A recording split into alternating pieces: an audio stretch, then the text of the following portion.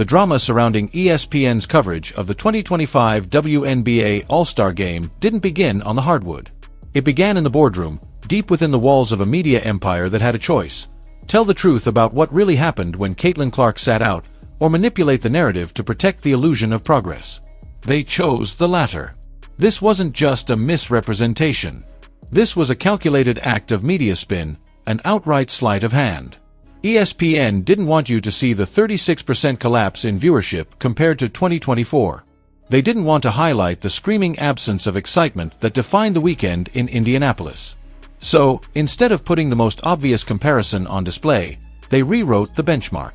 They skipped over 2024, when Caitlin Clark lit up the screen and drew 3.44 million viewers, and compared this year's 2.2 million to 2023's 900,000. It was a deliberate attempt to show a false growth trend, a media con job, hiding decline behind a curtain of selective data. Because if they showed the full truth, it would have been undeniable. Caitlin Clark isn't just the WNBA's top star. She is the WNBA's gravitational force. This game was held in Clark's home arena, a city that had transformed into a cathedral of women's basketball over the past year. The Indiana Fever's arena had sold out night after night because of one reason: Caitlin. The ticket prices leading into All-Star Weekend were proof. Over $120 just to walk through the doors. But then came July 15th. Clark aggravated a lingering groin injury. Within hours of her announcement that she would be sitting out, the bottom fell out. Ticket prices crashed to $64. Not because of weather. Not because of competing events. But because without Clark, people simply didn't want to be there. It was a boycott. A quiet one. But a real one. Fans pulled out. Travel plans were cancelled. People refunded tickets, scrapped hotel stays, and stayed home. And the TV audience? They vanished too. The game drew 2.2 million viewers, up from 2023's number, sure. But that's not the point. The real comparison was 2024's 3.44 million. That 36% drop wasn't just a blip. It was a crisis. And ESPN knew it. Instead of reporting the truth, they did what corporations always do when panic sets in: they spun a new story. ESPN plastered press releases with terms like historic ratings increase, second most watched game ever, and up 158% from 2 years ago. But nowhere in those carefully curated headlines was the truth. We're down nearly 40% from last year because the only player anyone cares about couldn't play. Why? Because Caitlin Clark is the needle. She's not part of the story, she is the story.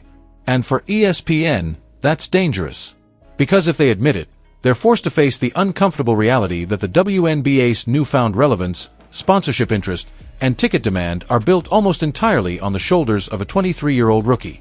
So they lie. They cherry-pick. They manufacture illusions of league-wide momentum and collective growth, even when the facts scream otherwise. The most damning part? Even ESPN's own journalists couldn't stay quiet.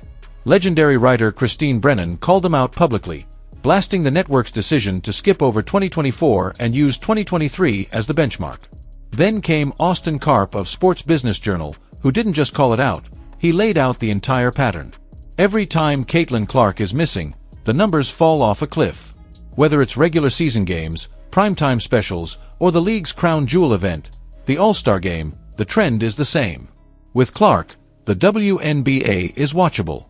Without her, it's invisible. And this wasn't just a TV ratings issue. This was a full-blown economic tremor. The local economy in Indianapolis had geared up for an influx of fans, media, and tourists. Hotels were booked. Restaurants stocked up. Merchandising teams were printing Clark-themed shirts and jerseys by the truckload. This was supposed to be a city-wide celebration, a financial windfall. But when Clark was ruled out, the momentum evaporated. Businesses reported thin crowds, sluggish foot traffic, and dismal sales. What should have been a supernova turned into a dud. And ESPN? They just moved the spotlight somewhere else. But the truth didn't go anywhere. Friday Night Skills Challenge and three-point contest pulled in 1.3 million viewers, and ESPN rushed to credit the players. But the bump had nothing to do with them. It had everything to do with fans hoping, praying, that Clark might still appear. She didn't. And the next night, when she officially wasn't part of the game, the air went out of the room. Even when Nafisa Collier dropped 36 points and walked away with All-Star MVP honors, the sports world barely blinked.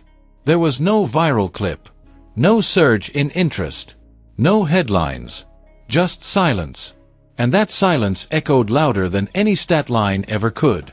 Because it confirmed what everyone already knew: the WNBA doesn't just lack a second superstar.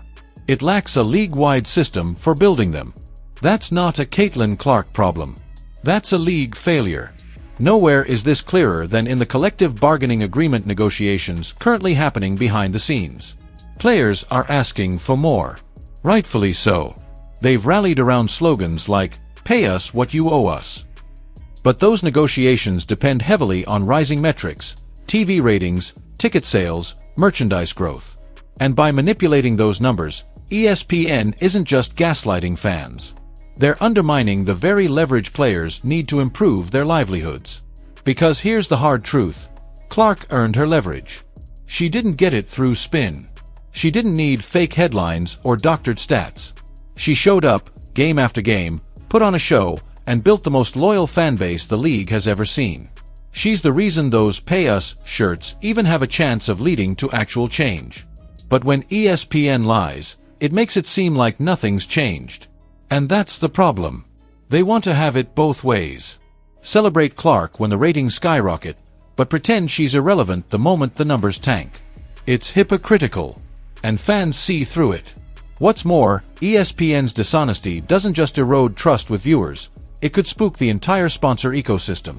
Brands that invested in the WNBA based on explosive 2024 metrics are now staring down a 40% viewership collapse and wondering what they bought into. If those brands walk away, the financial consequences will be felt across every level of the league, from front offices to players' paychecks. And internationally, it's even more dangerous. The WNBA is pushing for global expansion. But when foreign broadcasters and sponsors see ESPN playing games with the data, it raises massive red flags. Why invest in a product whose biggest media partner won't even tell the truth about its health? This wasn't just a PR blunder. This was a structural betrayal. When you build a house on sand, eventually it sinks. Caitlin Clark is the foundation right now. And ESPN, instead of admitting that and building stronger structures around her, is busy pretending the sand is concrete. And the longer they keep doing that, the more damage they'll cause, not just to the league, but to its future. There's a reason fans are angry. There's a reason social media exploded when the truth came out. Viewers aren't just watching the game, they're watching the narrative being built in real time. And they're tired of being lied to. If ESPN had simply said, "Hey, Clark's absence hurt. We're down. But we're working on it," fans might have understood. But instead, they tried to erase the evidence. They tried to rewrite history while it was still being lived. And nothing proves their desperation more than this. They risked long-term trust, sponsor confidence, and journalistic credibility just to shield the WNBA from one bad weekend.